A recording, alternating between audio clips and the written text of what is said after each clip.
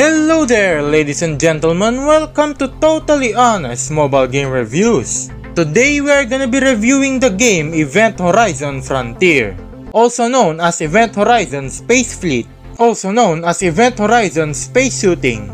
Jesus Christ, this is an abomination. Event Horizon Frontier is a 2D arcade space shooter game where you play as a racist tax evader piloting a ship to defend your starbase from various tax collectors of various races. This game is the second installment of the Event Horizon series, the first one being Event Horizon RPG, which I reviewed a few months ago.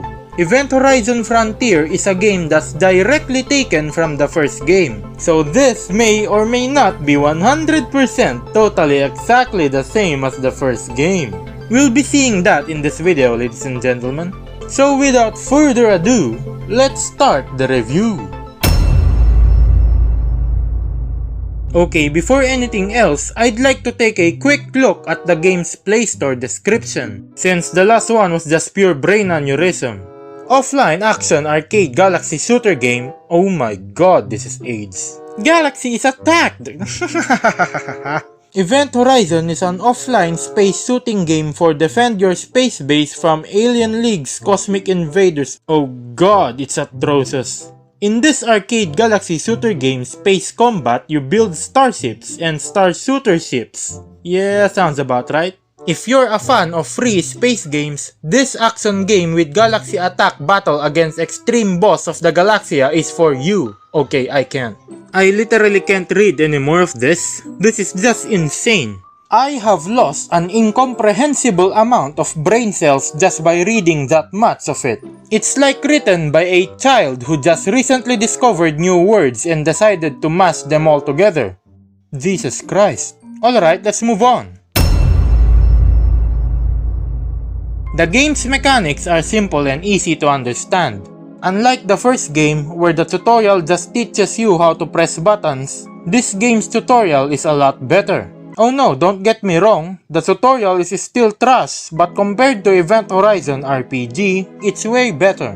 The gameplay is just literally an import. You pilot your ship, you destroy tax collectors, loot their remains, and use their stuff to upgrade your ship. The goal of the game is to defend your starbase, which is this thing in the middle. And also don't die because you have lives. Okay chicken, we all have this in the first game. What's new? Ha! Instead of asking what's new, you should be asking what's been removed. Yes, ladies and gentlemen, Event Horizon Frontier is 100% totally exactly the same as Event Horizon RPG, but with lesser content. Oh my lord, shocking, I know. A second game that has less content than the first? Oh my, it's a breakthrough in gaming, ladies and gentlemen. Who wouldn't want a second game that has lesser content than the first one? You'd be insane to not want that. Unlock and pilot a variety of ships and freely build them into whatever ship you want them to be, such as a fighter, a sniper, Rocketman, a carrier, a literal sun god, praise the sun, and whatever this thing is. Hundreds of ship modifications and module combinations. You can literally go from this to this. My personal favorite is the ship Oracle. It is a huge capital class ship which has a 360-degree firing arc. Yes, it can quite literally shoot anything and everything around it. Get an Oracle, then slap a death ray on it. Now, 360-degree firing arc plus a death ray is a combination that makes for a very deadly space disc that tends to de-existify anything unfortunate enough to be within range. You can also pilot a worm, a giant space noodle, a reference to the pandemic, otherwise known as Space AIDS, a bootleg Death Star, and many more. The game's progression is linear, very linear. You finish a level and then move on to the next. That's simple. Enemies will gradually increase in difficulty the higher levels you go.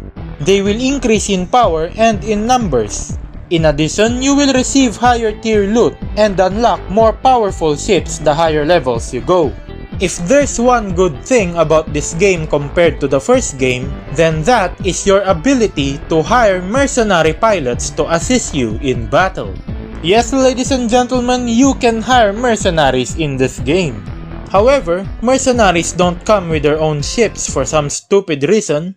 You have to provide them ships of your own, and they will use your ships to fight with you. Now this is where proper shipbuilding will have a major effect in the battlefield. If you give them a terrible ship, then they will be terrible at piloting it.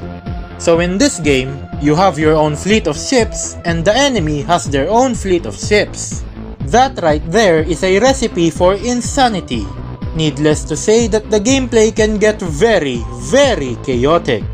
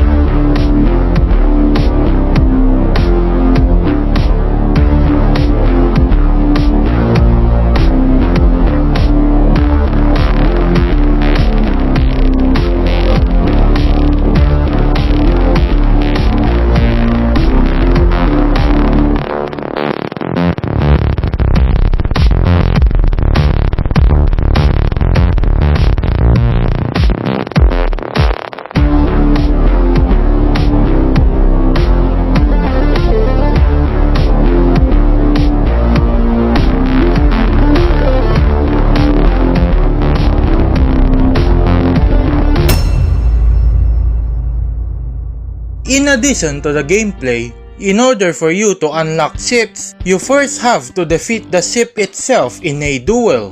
The higher levels you go, the more duels you'll be able to fight in. All these duels are straightforward. Destroy your enemy and don't let them destroy you. Simple. You will fight in multiple beginner duels. These are fairly easy. And then instantly lose your shit fighting Chrysalis. This stupid sperm cell of a ship is the most annoying piece of garbage I have ever fought against. The duel is so bad that you'll want to throw your phone into a brick wall. It's annoying not because it's overpowered, but simply because you can't catch up to it.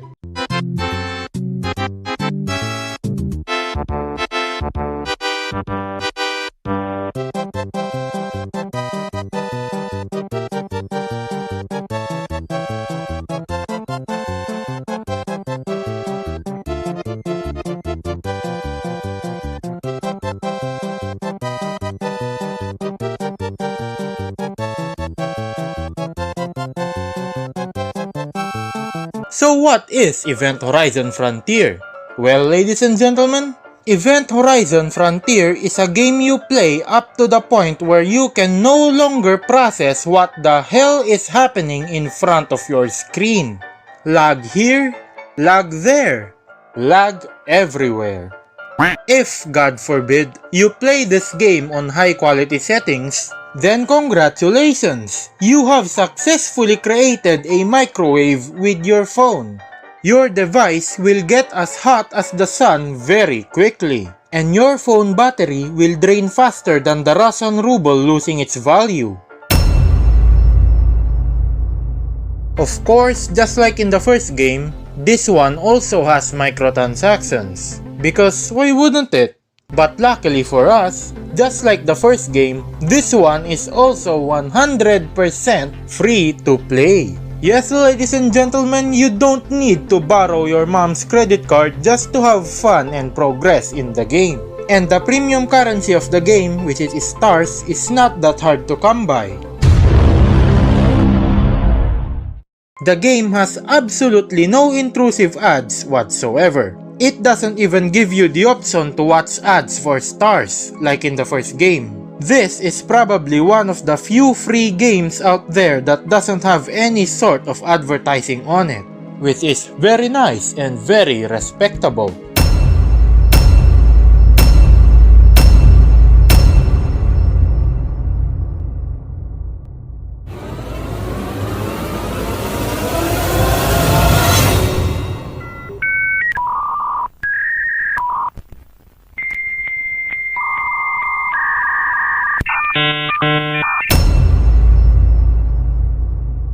As always, ladies and gentlemen, here is a 3-minute, unedited, uncut, and no commentary gameplay.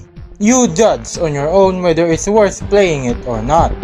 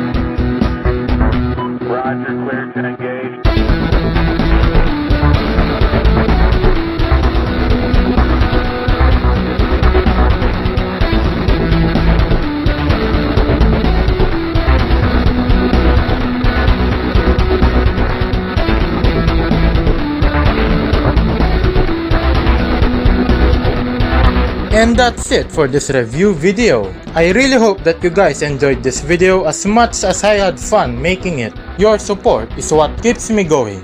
Thank you for watching and see you guys in the next one.